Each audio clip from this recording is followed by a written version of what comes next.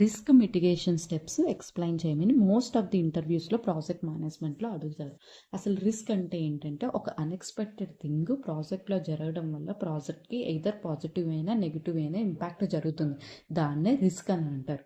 So risk is the uncertain condition that occur at any time in the project could create either positive or the negative impact to the project.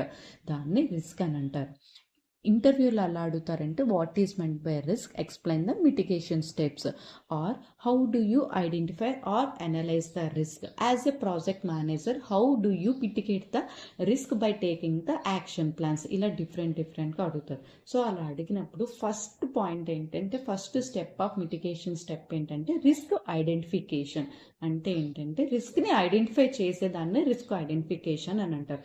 In this step team identify all possible risk that may affect the project. అంటే ప్రాజెక్ట్లో ఎవరైతే work చేస్తారో ఆ team members అందరూ కూడా first initial potential రిస్క్ని identify చేస్తారు. అసలు ఆ టీమ్ మెంబర్స్, ఆ కీ స్టేక్ హోల్డర్స్ ఎవరంటే project manager, project team members, subject matter experts, clients, ఒకవేళ థర్డ్ పార్టీ వెండర్స్ ఇన్వాల్వ్ అయితే ఆ థర్డ్ పార్టీ వెండర్స్, వీళ్ళందరూ కూడా కూర్చొని ఒకవేళ ప్రాజెక్ట్కి రిస్క్స్ ఏవైనా పొటెన్షియల్ రిస్క్, ఎర్లీ రిస్క్స్ ఏమైనా వస్తే వాటిని ఐడెంటిఫై చేస్తారు. వాళ్ళందరూ కూడా కూర్చొని they work together to list the risk, type of రిస్క్ని వాళ్ళు ఐడెంటిఫై చేస్తారు. అసలు రిస్క్లో ఎన్ని టైప్స్ ఉంటాయంటే technical risk, schedule risk, cost risk, resource risk. So ఈ రిస్క్స్ ఏమైనా ఉన్నాయో లేవో వాళ్ళు ఐడెంటిఫై చేసి అంతా కూడా రిస్క్ రిజిస్టర్లో వాళ్ళు నోటెడ్ చేస్తారు.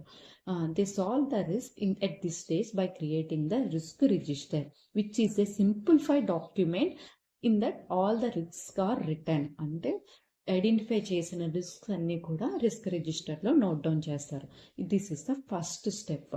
సెకండ్ స్టెప్ ఏంటి? Risk analysis.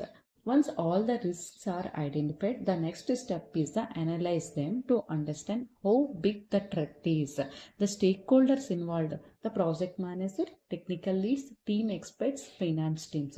They study how like each risk is happen, how serious the impact could be.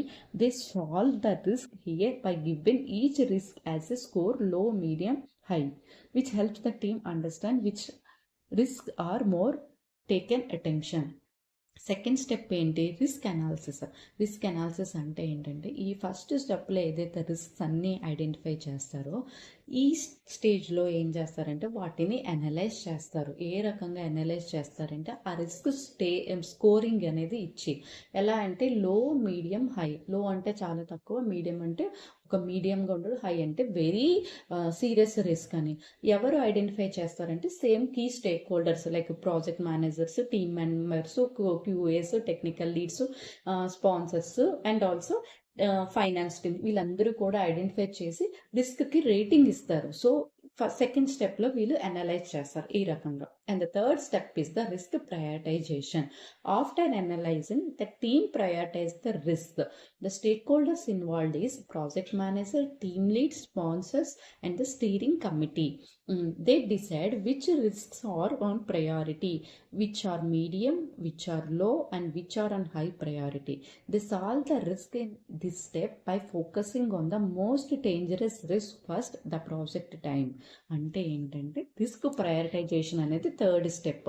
ఎలా చేస్తారు అంటే క్లియర్గా ఏ రిస్క్స్ అయితే అనలైజ్ చేసి లో, మీడియం, హై అని డిఫరెంట్ రేటింగ్స్ ఇచ్చారో హై రిస్క్స్కి ఫస్ట్ మనం ప్రయారిటీ ఇవ్వాలి, తర్వాత మీడియంకి, తర్వాత లోకి ఇవ్వాలి అని ఈ కీ స్టేక్ హోల్డర్స్ అందరూ కూడా ప్రయారిటైజేషన్ తీసుకుంటారు. మళ్ళీ కీ స్టేక్ హోల్డర్స్ కూడా సేమే, project manager, team leaders, team members, sponsors and steering committee members.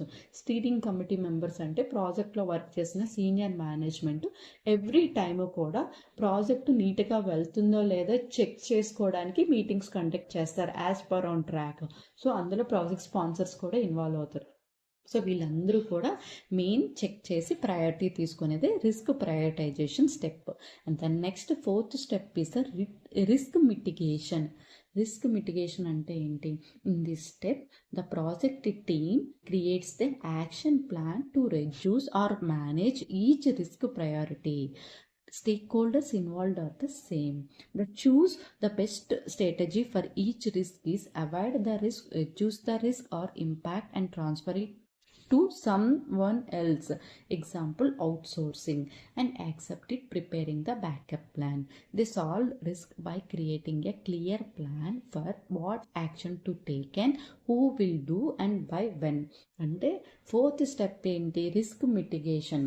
ఎలాగ రిస్క్ని సాల్వ్ చేయాలో ఆ యాక్షన్ ప్లాన్ అనేది ప్రిపేర్ చేస్తారు. ఎలా ప్రిపేర్ చేస్తారు అంటే ఎయిదర్ ఇంపాక్ట్ ఉన్న రిస్క్ని ఫస్ట్ హై ప్రయారిటీ రిస్క్ని తీసుకొని వాళ్ళైనా సాల్వ్ చేస్తారు, లేదంటే అవుట్సోర్సర్స్కైనా ఇస్తారు, లేదంటే బ్యాకప్ ప్లాన్స్ అయినా ప్రిపేర్ చేస్తారు. ఇలాగ కొన్ని స్టెప్స్ తీసుకుంటారు. ఈ డెసిషన్స్ అన్నీ కూడా కీ స్టేక్ హోల్డర్ ఇన్వాల్వ్మెంట్స్తోనే జరుగుతుంది. ఆ స్టేక్ హోల్డర్స్ కూడా సేమే, project managers, team, vendors, sponsors. ఈ రిస్క్ మిటిగేషన్లోని తీసుకొని ఒక క్లియర్ యాక్షన్ ప్లాన్ అనేది ప్రిపేర్ చేస్తారు. ఆ ప్లాన్లో ఎలా అంటే ఏం యాక్షన్ తీసుకోవాలి, ఎవరు యాక్షన్ చేయాలి, ఎంత టైంలో ఇది యాక్షన్ కంప్లీట్ చేయాలి క్లియర్గా మెన్షన్ చేస్తాం. This is the fourth step is risk mitigation. And the fifth step is the monitoring and the controlling. ఈ స్టెప్లో ఏం జరుగుతుందంటే risks are monitored throughout the project to check whether they are increasing, decreasing or the changing. అంటే ఏదైతే action plan చేయడం వల్ల risk అనేది తగ్గిపోతుందా, లేదంటే ఇంక్రీజ్ అవుతుందా, లేదంటే ఏమైనా చేంజెస్ వస్తున్నాయో లేవో మానిటర్ చేస్తారు. సేమ్ స్టేక్ హోల్డర్స్ కూడా ఇన్వాల్వ్ అవుతారు, managers, sponsors, teams, technical leads. Then they review the risk register regularly in meeting, update the status on each risk and the new risks if needed. They solve the risk in steps by taking the corrective action early before the risk become the major issue. ఏం చేస్తారంటే monitoring and controlling, ఎప్పుడైతే risk ఎవరెవరికి ఎలాకెట్ అయిపోతుందో ప్రతి week కూడా ఒక status meeting పెట్టుకొని risk అన్నీ రిడ్యూస్ అవుతున్నాయా లేదా ఇంక్రీజ్ అవుతుందో ప్రతిదీ నోట్ చేసుకొని, ఏమైనా న్యూ రిస్క్స్ వస్తే ఐడెంటిఫై చేసిన రిస్క్ని కూడా నోట్ చేసుకొని వాటి ప్రయారిటీ ప్రతిదీ కూడా మానిటర్ చేస్తూ ఉంటారు టిల్ మొత్తం ప్రాజెక్ట్ స్టార్ట్ అయిన దగ్గర నుండి ఎండ్ అయ్యే వరకు. ఇది అంతా కూడా మానిటరింగ్ అండ్ కంట్రోలింగ్ ఫేజ్లో జరుగుతుంది. And the last step is the risk closing. Risk closing ఏంటి, when a risk is no longer then fully handled or officially closed, the stakeholders same involved.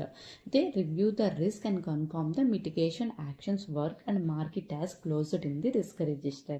They solve the risk by ensuring nothing they left open and the document lesson learned for future projects.